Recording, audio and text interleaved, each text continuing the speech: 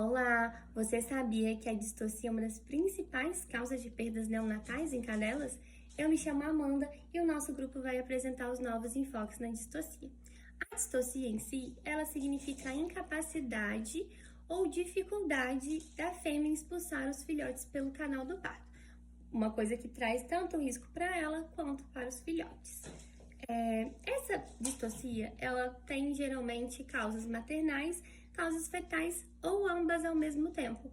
E é de extrema importância o diagnóstico rápido e eficiente para a gente tentar reduzir ao máximo essas perdas. Falando sobre distocia em modo maternal, o mais comum é a inércia uterina, que é quando o útero produz contrações, mas contrações ineficientes para expulsar o feto pelo canal do parto. Outros motivos maternais podem ser estreitamento do canal, questão hormonal ou estresse da fêmea mesmo. Já a questão fetal, ela vem de má posição, má formação e também tamanho excessivo. A questão do tamanho excessivo é muito comum na gestação de cadelas de pequeno porte. Às vezes as primeiras gestações também, onde isso traz muita dificuldade para o parto, ainda se o tamanho estiver excessivo, que foi um caso que aconteceu recentemente, onde eu trabalho, que chegou uma cadelinha da raça Beagle. Ela, em ultrassom, tínhamos 5 fetos, né, para poderem ser expulsos no parto. E aí, um deles tinha um tamanho excessivo e ficou bem na pelve, travando o caminho, onde ela não conseguiu expelir ele e também não conseguiu dar continuidade para ser todos os filhotinhos. Então, a intervenção no momento ali mais rápida e eficiente que a gente teve foi de fazer a cesárea, pensando no melhor para ela, que já estava passando por muito estresse, de estar em trabalho de parto há um tempo e não conseguir expulsar nenhum feto, e pensando também em reduzir as perdas neonatais, porque dos 5, esse que estava ali, né, no canal, infelizmente veio a óbito, mas a cesárea garantiu segurança para a mãe e também garantiu que a gente conseguisse fazer o parto dos outros 4 filhotes da forma mais saudável possível. Falando um pouco dos sinais clínicos observados durante a distocia, um deles é contrações muito intensas, mas sem expulsão de filhote, pelo menos ali durante 30 a 40 minutos. É um trabalho de parto muito prolongado, intervalo muito longo de um filhote para outro. Então, a fêmea vai expulsar um filhote e ela vai demorar muito tempo para expulsar o próximo, né? E um outro sinal também que pode ser visto e pode ser um alerta sobre isso é a presença de uma secreção vaginal anormal. Não é a secreção que geralmente pode ter durante o parto, ela é diferente. O diagnóstico. O diagnóstico, ele é feito, avaliação clínica, não tem jeito, né? Uma anamnese, você perguntar, tutor, o que está acontecendo. Se é uma gestante que começou o trabalho de parto em casa, você vai querer saber o histórico de como que está sendo. Contração, que horas que começou. Então, a anamnese é muito importante. A avaliação clínica, nem se fala, né? E a questão também dos exames complementares. A gente pode pedir um ultrassom para a gente entender melhor o que está acontecendo, ou até mesmo um raio-x, que já é seguro nessa fase da gestação. A palpação abdominal também é muito importante. Quem tem prática, às vezes, já consegue definir as coisas todas ali na palpação. E o exame vaginal também ajuda na identificação de possível obstrução ou alterações no canal de parto, né? Então, esse toque também é muito importante para poder ajudar no diagnóstico, que quanto mais rápido a gente avaliar, mais rápido a gente vê o diagnóstico, mais rápido a gente consegue evitar perda neonatal e também perda da mãezinha que está passando pelo trabalho de parto. Os exames que eu comentei, o raio-x ele é muito importante porque ele avalia, né, o número de fetos, você já consegue ver eles formadinhos e consegue ver o tamanho e posição. Então, ele pode ser, assim, um exame chave para a gente poder diagnosticar a distocia. O ultrassom permite verificar a viabilidade fetal, então, para a gente ver se esses fetos ainda estão vivos, analisando ali a frequência cardíaca deles. Então, são 2 exames complementares, assim, de extrema importância, mas no caso de estresse, né, a gente vai pelo que tiver mais rápido no momento. Então, se tiver um raio-x disponível na clínica, já vai logo para o raio-x. Se tiver um ultrassom, já vai logo para o ultrassom. Porque o quanto antes o diagnóstico, melhor a gente consegue fazer uma intervenção eficiente para ajudar tanto a gestante quanto os fetos. Boa noite, meu nome é Neila, eu faço parte do grupo da Amanda e eu vou continuar falando mais um pouquinho sobre a distorcia em pequenos animais, porque eu acho que é um tema muito importante hoje em dia. A distorcia é uma impossibilidade ou dificuldade de parto natural, como ela já disse, e é uma emergência que existe uma conduta rápida e segura. Então, quando identificamos que o parto não evolui, seja por obstrução, desproporção pélvica, fraqueza uterina, problemas hormonais ou má posição dos filhotes, a cesariana deixa de ser uma opção e se torna a conduta principal para salvar vidas. Só que antes de definir a cirurgia, avaliamos também o uso de medicações como a ocitocina. Mas é essencial que antes do uso da ocitocina tenhamos certeza de que esse útero realmente está dilatado, porque a ocitocina vai estimular as contrações rítmicas coordenadas da musculatura do útero e vai promover a expulsão dos filhotes e das membranas.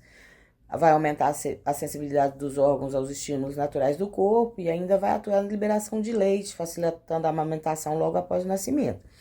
Só que de forma nenhuma ela tem efeito para dilatar ou abrir o colo do útero. Então, ela não vai resolver uma obstrução física e seu uso só é indicado após essa certeza de que o canal está livre e que o colo está aberto e que o problema realmente é a falta e a fraqueza de contrações. A evolução do caso começa pela avaliação clínica detalhada e verificamos o tempo de trabalho de parto, condição da cadela, frequência cardíaca dos filhotes e a abertura do colo do útero. Se após o suporte clínico, a hidratação e a correção dos distúrbios metabólicos, o uso criterioso e correto da ocitocina, sempre com a supervisão do médico veterinário, porque nós sabemos que alguns tutores gostam de medicar os seus animais em casa. Então, depois que isso for tudo feito direitinho e não houver evolução entre 30 e 60 minutos, então indicamos uma cirurgia imediata. E quanto mais cedo foi realizada, menos riscos de complicação quando feita antes do esgotamento materno ou do sofrimento fetal.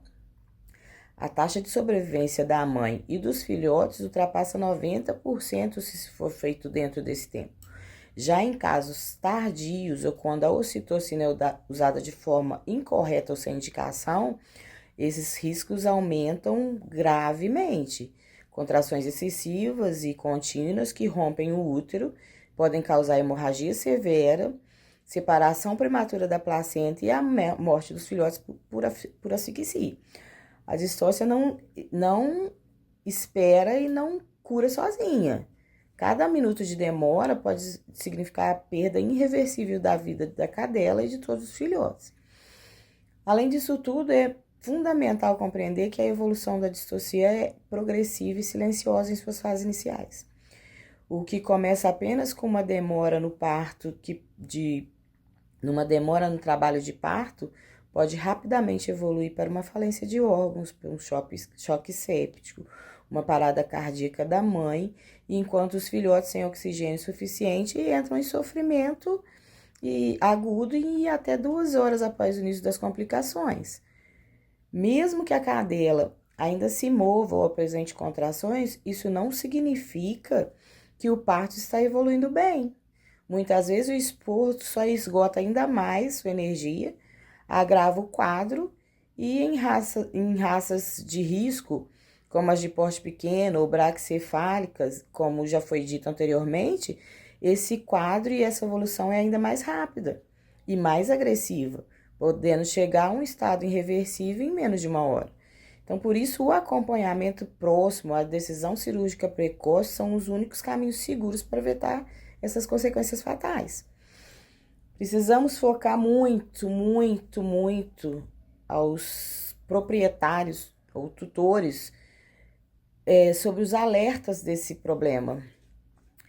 Reconhecer os sinais de contrações fortes sem nascimento entre 2 a 4 horas, descarga com sangue, mau cheiro, cansaço excessivo, apatia, ou dor, não tentar resolver em casa com remédios, massagens, manobras erradas que podem causar ferimentos graves ou morte, principalmente o uso de medicações sem prescrição do médico veterinário.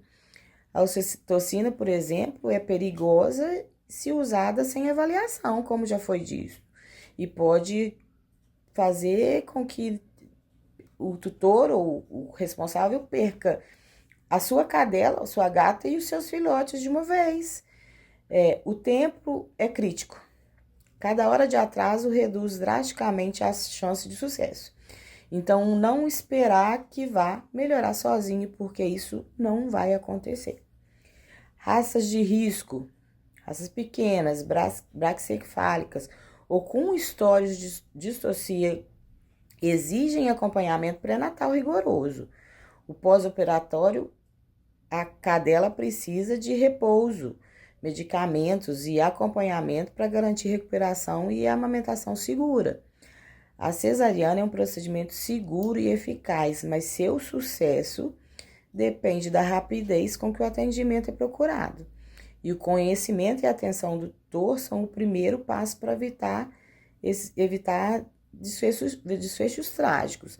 E a avaliação do veterinário e a decisão da conduta correta faz parte desse processo para que o sucesso seja obtido e que a gente consiga preservar tanto a mãe dessa fêmea como dos seus filhotes e a evolução seja a melhor possível dentro desse quadro. Boa noite, moçada. Então, meu nome é Isaac. Eu e meu grupo eu vou falar da conclusão e a gente fala do tema do nosso trabalho, é o novo enfoque da obstetrícia canina. Então, encerra a era do manejo reativo e estabelece a prevenção estratégica como regra. A conclusão central